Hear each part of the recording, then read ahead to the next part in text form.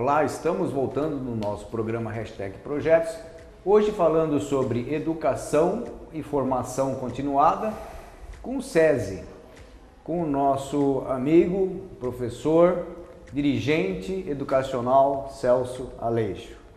Celso Aleixo, como a gente estava falando, das várias atividades e principalmente do início do SESI aqui, e que as pessoas lembram mesmo de várias atividades antes da educacional que já existia em Jaú. Eu me lembro muito bem de um supermercado do SESI. Eu lembro quando eu era jovem, no sentido criança até, nós íamos lá no SESI, que era bem mais barato. E também eu lembro de muitas moças da nossa época lá, que aprendiam as tarefas domésticas, de fazer um bolo, de fazer cuidar de uma casa. E a gente lembra que essas mulheres eram as mulheres que eram prendadas, boas para casar. Conta um pouquinho desse...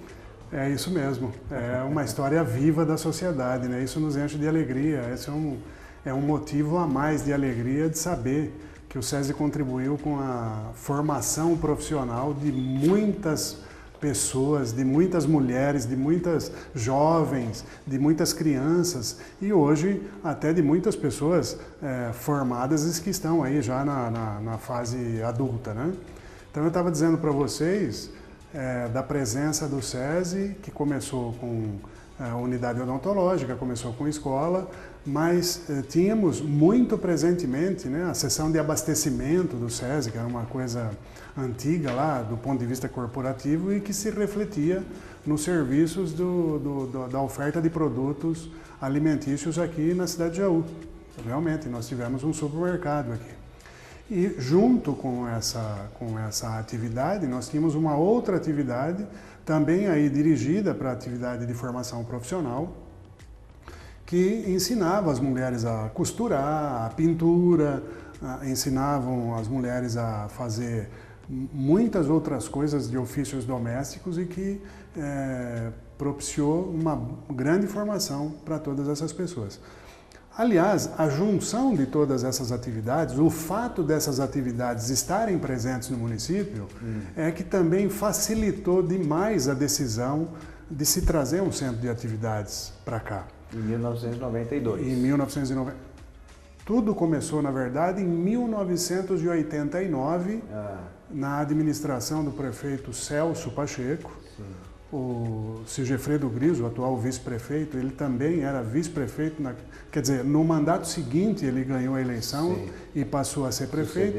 Entre 89 e 90, 91, eu não me lembro bem agora o período de transição, o Celso Pacheco, ele assinou o decreto de doação do terreno para instalar o SESI da área e depois o Sigefredo Griso inaugurou as instalações em 1992. Então, todas essas atividades estando presentes, eu não tenho dúvida nenhuma que facilitou e muito o trabalho daqueles que trabalharam, daqueles que imaginaram que pudesse trazer um centro de atividades como o nosso hoje para Jaú. Eu posso dizer que eu conheço algumas histórias internamente e que houve uma grande disputa, até mesmo com a cidade de Bauru, para a instalação de um centro de atividades, porque na época o centro de atividades, já existia um centro de atividades em Bauru, mas eles estavam pleiteando um outro centro de atividades. E a instituição, corporativamente, resolveu que se instalasse em Jaú. Foi uma vitória para nós. Que bom, é uma vitória, além da vitória da indústria, foi uma vitória para a cidade a nível educacional. Que aí começou mesmo a parte de educação, vamos dizer assim, da educação formal. Perfeito. E com as várias atividades que vêm junto, com essa educação. Perfeito. E aí me conta um pouquinho dessas atividades, da estrutura dessa área, onde hoje nós temos aí o SESI. É muito curioso todo o acompanhamento de toda essa atividade, sabe? Aqueles que acompanham o mundo educacional sabem muito bem daquilo que eu estou dizendo. Sem querer entrar nas questões do processo pedagógico, muito fácil de entender que a educação formal hoje, ela precisa ser desenvolvida num cotejo em ações muito diferentes do que aquelas em que nós exercíamos o nosso dever de aluno, né? Eu me lembro que quando eu era aluno, eu ia com uma bolsa para a escola, carregado de material, e um lápis, uma caneta e uma borracha no estojinho. Sim. Hoje o lápis, a caneta e a borracha virou um tablet, virou um notebook, virou um mobile que você tem a oportunidade de aprender e conversar com o mundo inteiro. Então, é uma evolução que aconteceu de uma maneira muito significativa no mundo da educação. Então, fora esses aspectos, né, eu quero dizer que nós já formamos uma quantidade imensa de pessoas. E isso nos dá muito orgulho.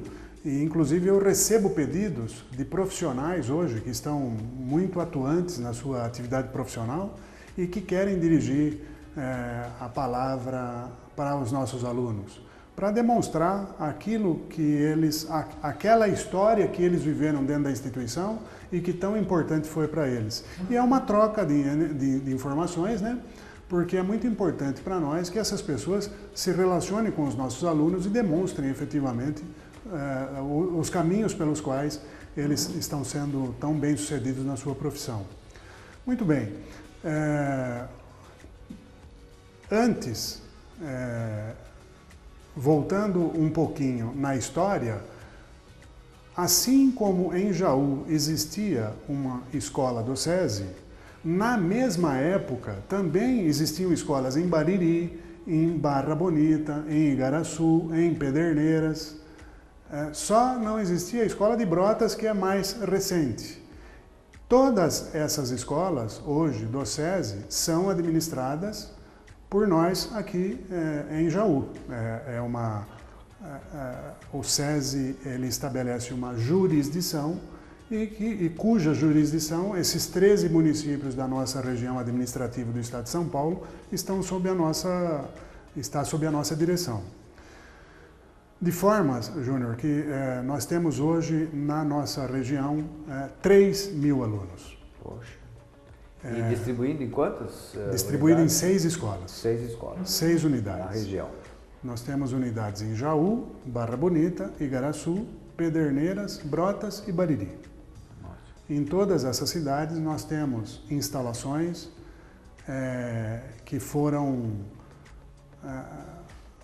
que deram origem a uma visão do nosso presidente licenciado Paulo Scaff.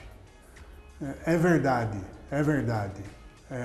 Visão dele como gestor, como administrador, ele entendeu que em algum momento ele poderia transformar fisicamente as escolas do SESI.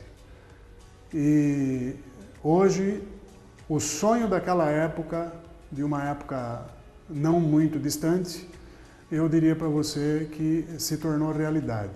Porque quem vai em qualquer escola do SESI ressalta o aspecto de como ela é gerida, de como ela é conservada e de tudo aquilo que se faz dentro do ensino para que as pessoas tenham um ensino de qualidade efetivamente.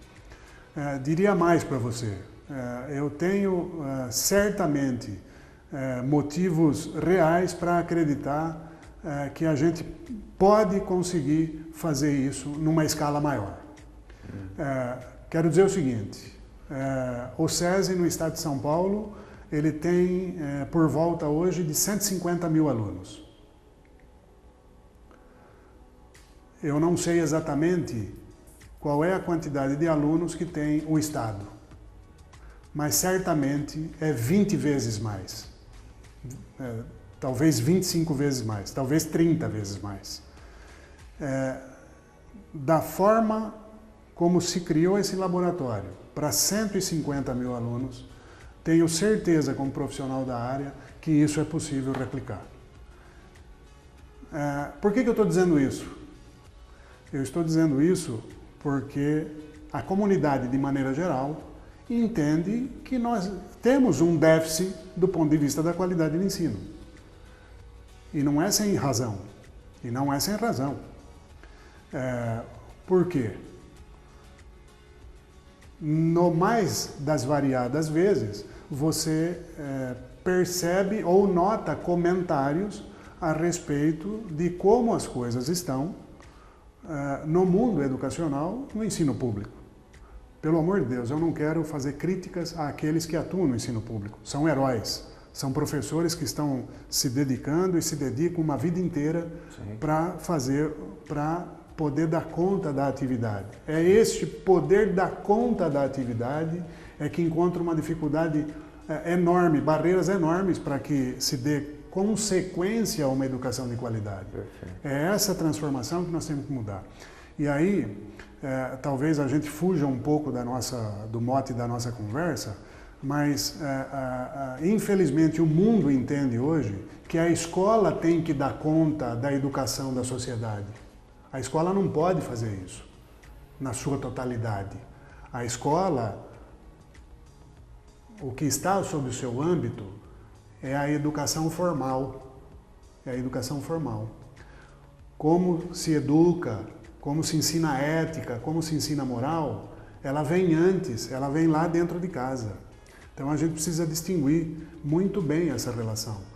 Eu percebo hoje na sociedade uma necessidade forte de que eu preciso deixar o meu filho na escola. A sua escola não é um depósito que se possa deixar alguém como uma mercadoria qualquer. A escola de qualidade, ela vem antes. Então, ela vem... A sociedade é que transforma essas crianças e depois a escola dá a educação formal. Me parece que há um hiato, me parece que há uma dicotomia entre aquilo que as pessoas entendem como educação de qualidade proporcionada pelos nossos hábitos. É a sociedade que está transformando essa condição e joga uma responsabilidade para a escola que não é dela. Então, esse é um ponto a ser observado. Realmente.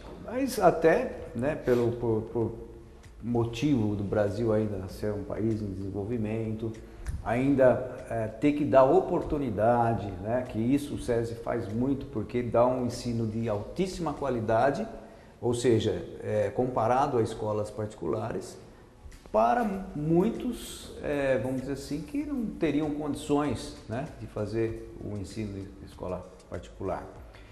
Então, quer dizer, eu tenho certeza também que, levando em consideração aí tudo isso, que o Brasil, né, é um país que está ainda em desenvolvimento, que também faz a participação dos pais, da comunidade, né, muito nas suas atividades com os alunos, proporcionando também a formação, muitas vezes até dos pais, né, ajudando aos pais a educarem seus filhos, ajudando a própria comunidade estar integrada, né, com a escola e a escola com a comunidade. Isso é um trabalho bastante bonito que a gente percebe que o SESI faz, ele é bem aberto a isso. E eu queria, dentro desse contexto, saber assim, esses alunos, como é que é a procura, quais são os alunos que procuram o SESI? E isso tudo, então, a gente vai falar daqui a pouco, no próximo bloco, porque nós já esgotamos o tempo, então daqui a pouco nós vamos falar sobre isso tudo. Até daqui a pouco.